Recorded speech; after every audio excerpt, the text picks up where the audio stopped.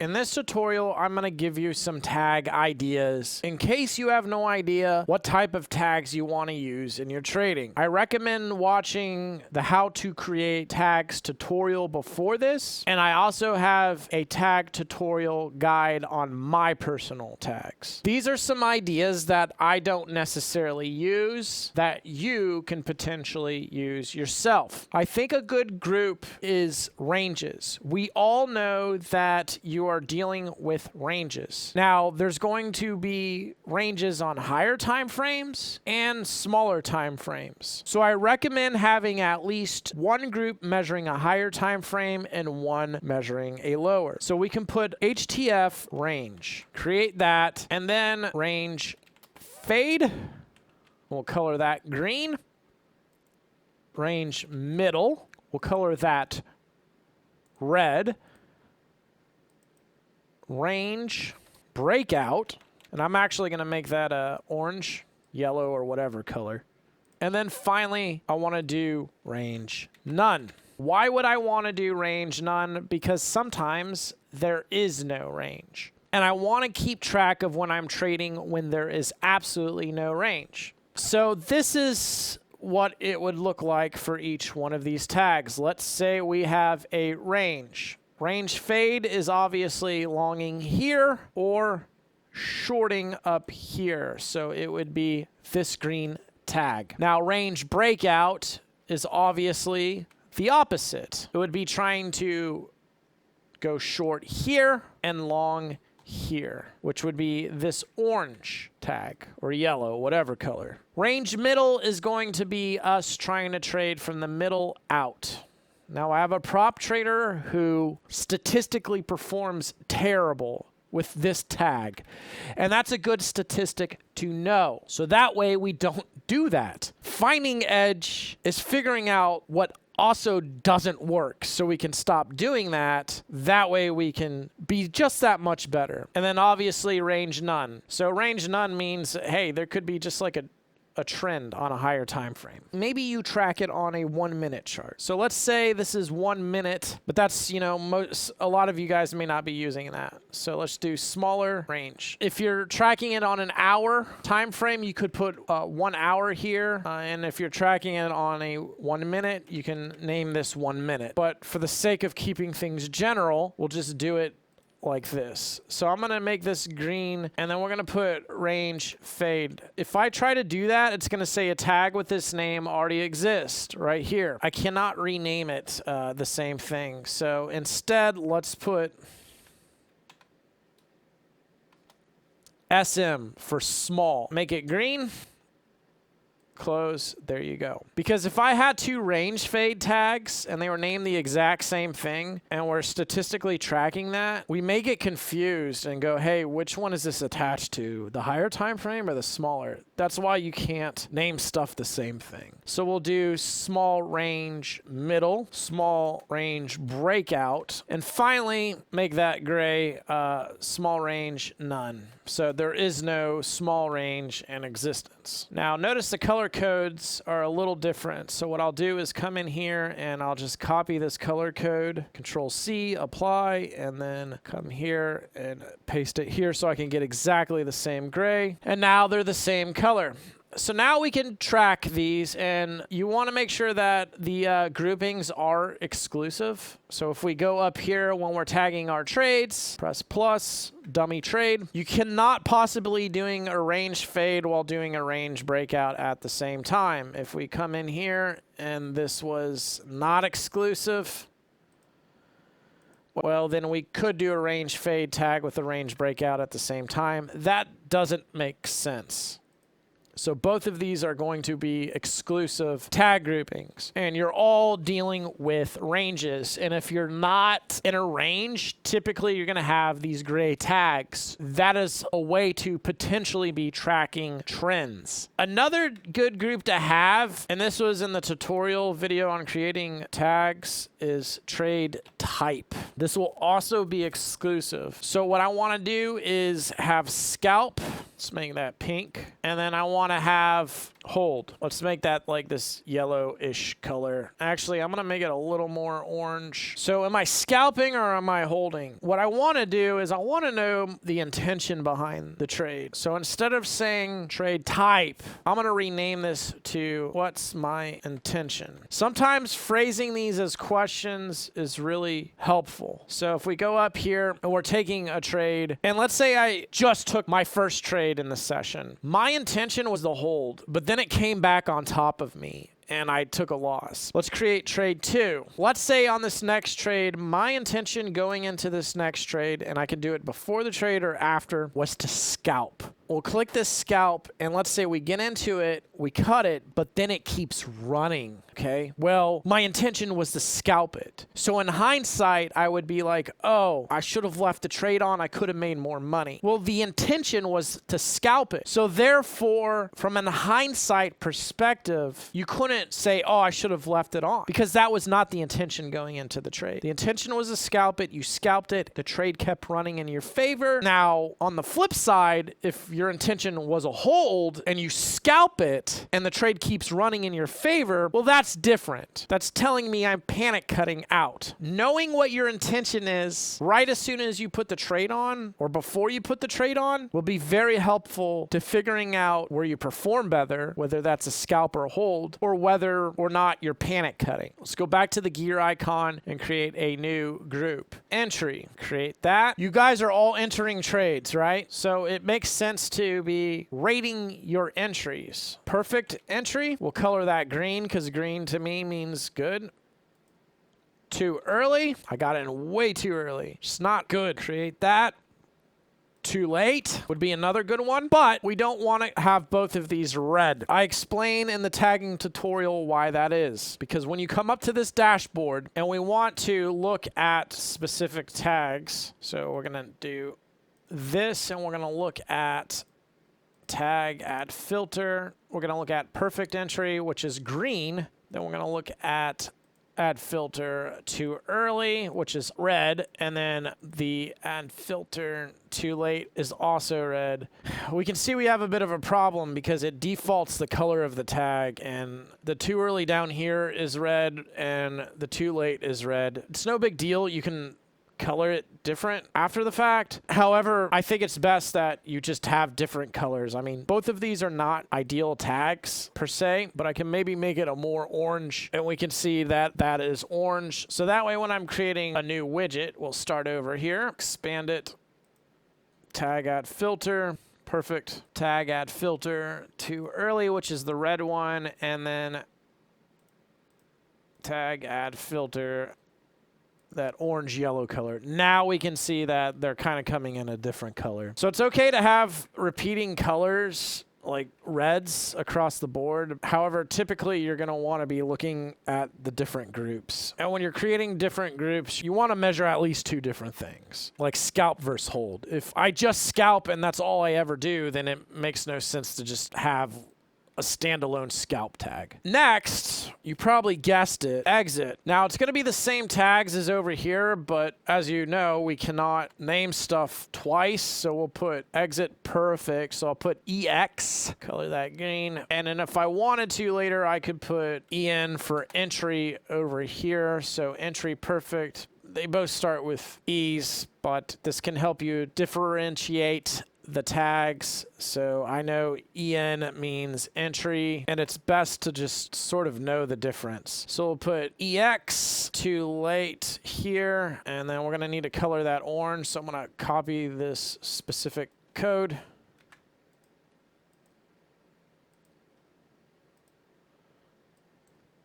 And paste it. And then we'll put EX for exit too early, which will make red as well. Create it, reorder it so it kind of looks, you know, like the one on the left. So now this is giving us a lot of information. I accidentally capitalize that, but the beauty of our system is you can edit the tags. And I made it all capital, so I'll re-edit. So now we can have a better idea of our scalps on entries, exits, stuff like that. So let's come in here. Let's start it over, create a mock trade. The first trade intention was a scalp. The entry might have been a little too early, and the exit might have been too late. Then on my holds, we can go, okay, we took a hold.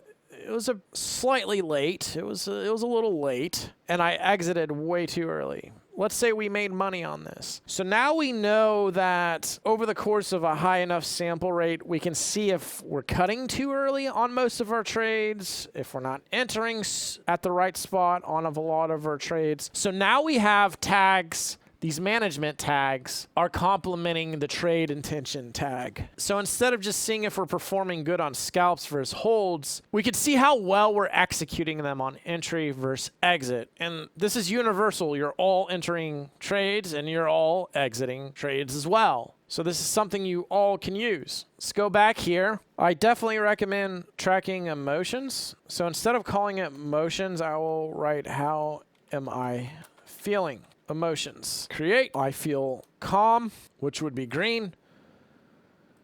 I feel slightly on edge. That would be yellow. And finally, very upset. And that's obviously not good. Now, I'm going to put use stopwatch timer. All I need to do is check one box. I don't need to do it on all of these. Like it's not tagged on the green one or the yellow one here, just the red. That way, when we look at our tags, we can see that it's attached to the loop timer. So when I do my loop timing, I want to track my emotions. Like I want to be aware of my emotions. I've spoken to thousands of traders over my 8-year trading career at the point of making this video. And at some point, all traders deal with emotions. So how bad is that statistically screwing with your edge? And the thing is, you cannot really track your emotions after the fact during the review process. I think it's very important you attempt to run the loop timer. I like to do it in 3-minute increments and just say, hey, I'm feeling calm. And if this loop timer does not run up and I'm starting to feel a little on edge, I'll just quickly select this. And I run my tag journal software like this screen and a separate monitor while I'm actually trading. So I leave it up like a checklist. And if I'm clicking, I'm very upset, and I physically click that during the loop timing process and it's red, then I know that I should probably stop. Being able to do this, A, holds you accountable, and B, it'll show you how emotions are statistically impacting your trading. So that way, when you go to your main dashboard, you can filter out all your emotional trades and see that difference in your performance. In fact, you may be a consistent trader if you're just not emotional anymore. That might be the difference. It could be affecting you terribly, or it could give you a slight performance increase. But again, I know a lot of traders because I network a lot and I talk to a lot of guys. Emotions are always a problem. And I think tracking it in the moment is very important because this can be the difference to actually having consistent results. And I like it phrased in a question format. How am I feeling? I feel calm. I feel slightly on edge. I'm very upset. Having it done in a question format, it makes that process a little bit easier. And I'm actually put a question mark on there. A tag group that is really beneficial is my read on PA, my read on price action. That's what that means. I'm either clear, which is good, that's green, or I'm confused, which is not good. Statistically speaking, my confused trades do not perform well at all. So what is this? Well, when I'm sitting there and looking at the price action, I want to actually know if I'm confused or clear on what's happening. And I actually want to come in here and use the stopwatch timer on this specific group as well. So we have 2 stopwatch timer trades. I want to check in with myself every 3 minutes to know if I'm clear on what's happening or I'm confused. Because if you're confused, then you shouldn't be trading. A lot of edge, well, edge just in general, it comes from knowing what's happening. It comes from being clear on what is happening. Confused trading is not good. Now, you may be calm when you're confused, but confused trading, it's just not good. You do not clearly know where the edge is, and you're just taking bad trades. Another group I recommend having is random. And having something, and we'll make it gray, called mistake. And I will not have the stopwatch timer. This is like a misclick. Maybe I accidentally got short when I was supposed to get long, or the cat walks across the keyboard. I just want to know when that happens, so that way I can filter those screw ups out. And you can add like random things in here, like wedge pattern.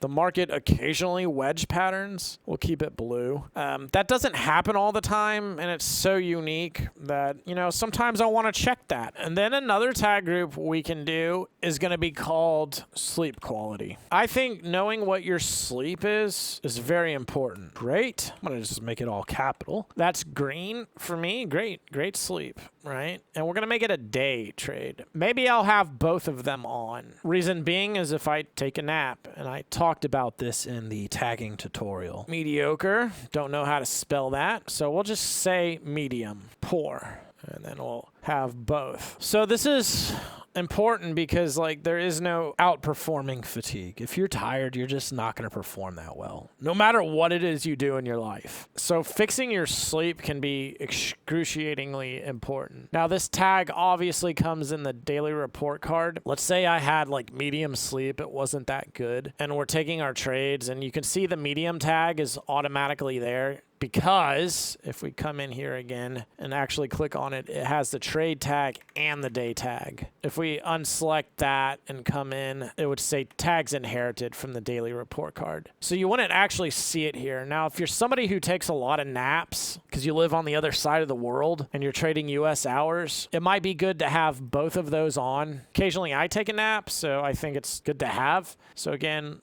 if we go to poor, you can see that all the trades are now selected as poor, all 6 of these. So let's say after trade 3, my performance is shitty. I go take a nap. So what I'm going to do is start selecting these as great for the rest of the session. So now we can see that half the trades are poor. We took a nap, and now we're performing well because we're refreshed. I can tell you that I do not perform well when I am tired, and it is a disaster. You can do things like sick. Maybe you're sick or whatever. You can have a group there. However, for the sake of this tutorial, I think this gets you started, and by tracking these things, you're going to potentially have an idea of what direction you need to go in order to find edge, whether that's stop doing certain things like being confused and working on your emotions. And maybe you do find that you do have statistical edge when you're fading ranges. You just perform better at fading ranges than you do on breakout trading. So what you're going to want to do is potentially start focusing more on that. Now, you need a high sample rate before you can figure out where actual edge might be. You need at least 200 trades or so. So that first month, you're going to really be doing a lot of tagging and not so much looking at statistics in your main widget dashboard. Now, you can do it on a day-to-day basis and a week-to-week basis, and maybe your confusion and your emotions are messing with you, so that gives you something to at least focus on and seeing, hey, this does not exist. I mean, these are tags right here where you kind of know you need to be clear and you got to be calm. These are just sort of those tags where that's given. You're probably not going to perform well if you have tilt and you're confused. And obviously sleep quality. So that gives you somewhere to start to where you can just sort of try to keep these 3 things in the green. And as far as like the technicals of stuff, you can try to perfect your entries better, your exits. And as you continue to tag, you're going to start to have more questions about your trading. I recommend not creating new tags until you've tagged for a full month, or at least got 100 trades under your belt. Now, some of you take 50 to 100 trades a day because you're messing around on sim. In that case, I would still recommend at least a month of trading before creating new tags. That way, when you do a monthly review on your main dashboard up here and see where your statistics are, see where the edge is, you can start to form formulate an idea of what direction you need to go into. Because maybe I have mixed results on range trading. Well, if I have mixed results on range trading, that means something else is going on. Maybe it's because half the time I'm clear, half the time I'm confused. However, if I'm clear on most of these range trades and have mixed results, then something else is going on. Maybe my entries or my exits are messed up. So you're going to want to be comparing a lot of these tag groups from one to another in order to figure out where there might be edge. Sometimes the edge is very clear. Sometimes it's not clear. And if it's not clear, maybe you need to create a new tag group that complements these other groups. And if you watch my tutorial on my personal tags, I'll explain tag groups I've created from one month to the next because I have more questions in my trading. And ultimately, you're trying to create this cocktail of tags to the point you know exactly where your edge is and where it's not. So that way you can do more of what works and less of what doesn't work. And a trade that is untagged is a waste of time. You're wasting your time trading and not tagging your trades. And the software is designed for you to be able to do it quickly and easily. I have a video tutorial on me reviewing my trades. I recommend watching that just so you can see how quick and easy the process is. And by doing it, I'm attaching 9 data points from these 9 groups to one trade. And those 9 data points can be filtered out and complemented with all the other data points in unique ways. And this is how we have more of a clear idea of where the edge is. It's like running any other business out there. If you're running a food store and you're not keeping track of what sells well and what's not selling, then you're not going to make as much money as you could possibly make. Let's say you sell Coca-Cola and you sell Pepsi. However, in your region, most people drink Coke and not many people drink Pepsi. For example, let's do this. You don't actually want to create this tag, but this is a great metaphor. Coke is red and Pepsi is typically blue. So are we making more money on Coke or Pepsi product? It's no difference. That's the importance of tagging. You're keeping track of what works, what doesn't work, so you can do more of what works and less of what doesn't. And that's why tagging is so important. It is meticulous record keeping of each trade. And you can go years of your trading career without doing any of this. And if you do that over the course of thousands of trades, you still won't have a clear idea of where edge is if you hadn't been doing this process. If you do this process over the course of 1,000 trades, you're going to have a lot better of an idea of what you should be doing. Thus, it cuts down your learning curve. You don't want to take 10 years to figure out how to get consistent. You can take that curve and potentially cut it down substantially just by doing this process because this process gives you guidance.